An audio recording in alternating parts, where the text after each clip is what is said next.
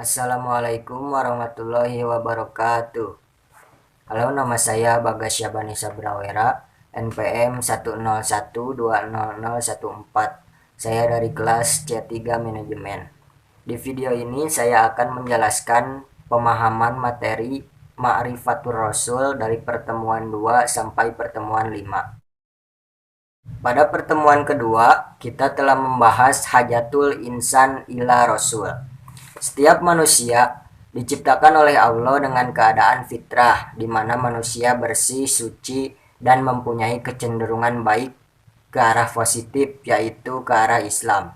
Fitrah manusia diantaranya adalah mengakui kewujudan Allah sebagai pencipta, keinginan untuk beribadah, dan menghendaki kehidupan yang teratur. Pada materi Hajatul Insan ila Rasul, saya akan membagi ke dalam 4 bagian. Yang pertama yaitu Al-Insan.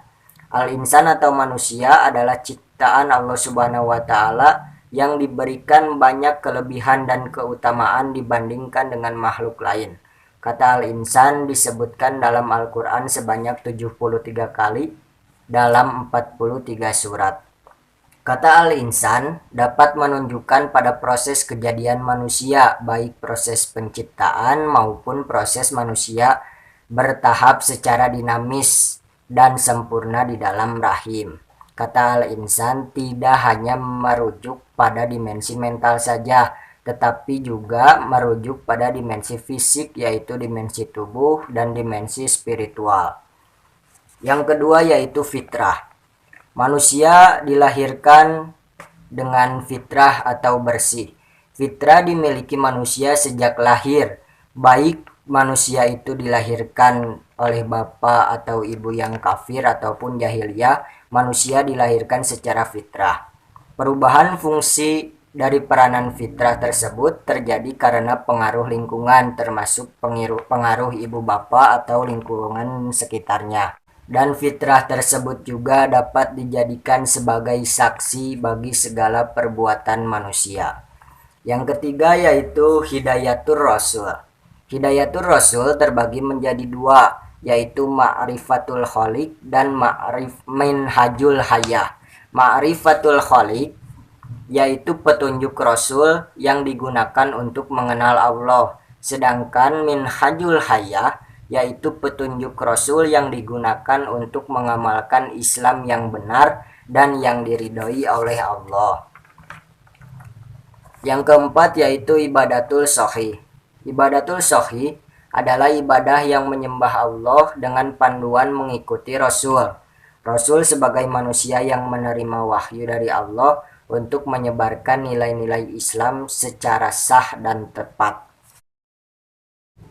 Pada pertemuan ketiga, kita telah membahas Ta'riful Rasul. Dari segi bahasa, Rasul berasal dari kata rasala yang berarti mengutus, sedangkan kata Rasul adalah bentuk infinitif dari kata rasala yang berarti utusan atau seseorang yang diutus. Adapun secara istilah, kata Rasul artinya seorang laki-laki yang dipilih dan diutus oleh Allah dengan membawa risalah kepada umat manusia. Ciri-ciri khusus dari Rasul yaitu pertama memiliki as-sifatul asasiyah, yaitu sifat dasar yang layak baginya, misalnya sidik, amanah, tabligh, dan fatonah. Yang kedua yaitu memiliki mukjizat, yaitu perkara-perkara yang luar biasa yang dapat dilakukan dengan izin Allah untuk melemahkan mereka yang menentangnya. Yang ketiga yaitu al-bisyarat, yaitu berita gembira kedatangannya. Kabar gembira kedatangan seorang rasul ada kalanya telah diberitakan oleh rasul-rasul sebelumnya. Yang keempat adanya an-nubuwah, yaitu berita-berita kenabian yang disampaikannya. Setiap rasul senantiasa membawa berita dari Tuhannya melalui wahyu yang berisi ajaran, perintah, dan larangan atau peristiwa masa lalu dan peristiwa yang akan datang.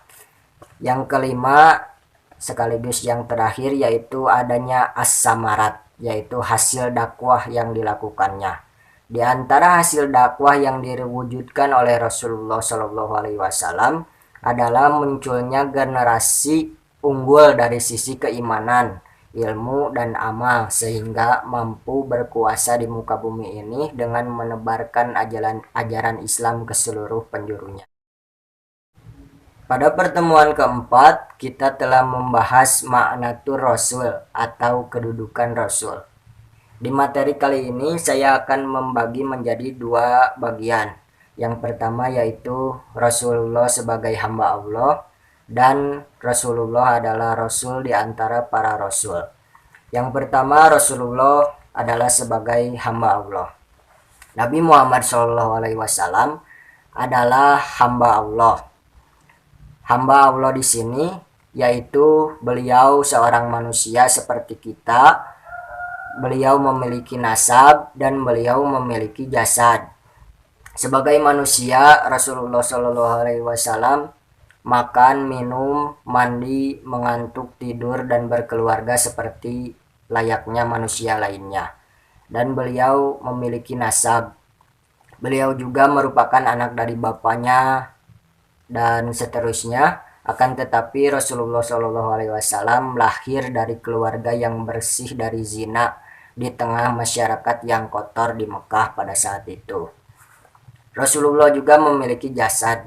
Fisik Nabi Muhammad SAW banyak digambarkan oleh hadis, seperti rambutnya yang rapi dan selalu disikat, badannya kuat, tingginya sedang, dan sebagainya. Dari gambaran fisik ini, Nabi Muhammad adalah manusia juga sebagai manusia biasa lainnya.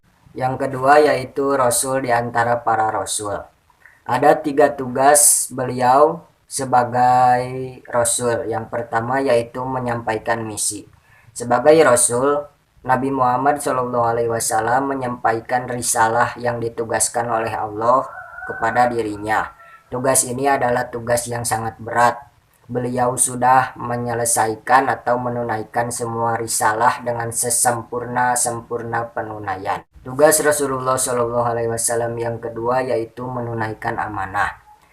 Rasulullah telah menunaikan semua amanahnya. Sebagai contoh, Rasulullah telah menunaikan amanah berupa titipan barang orang kafir Quraisy dan mengembalikannya kepada Ali radhiyallahu anhu. Tugas Rasulullah yang ketiga yaitu memimpin umat.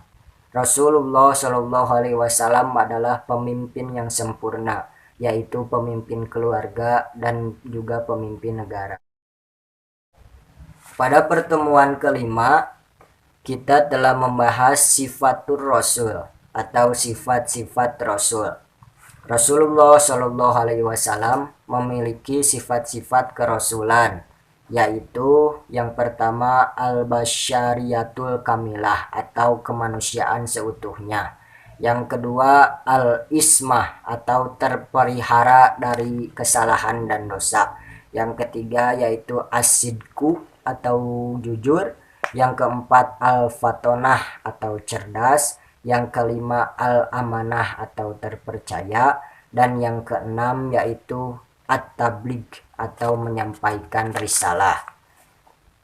Dan yang ketujuh yaitu al-itizamul kamil, komitmen yang sempurna terhadap kebenaran.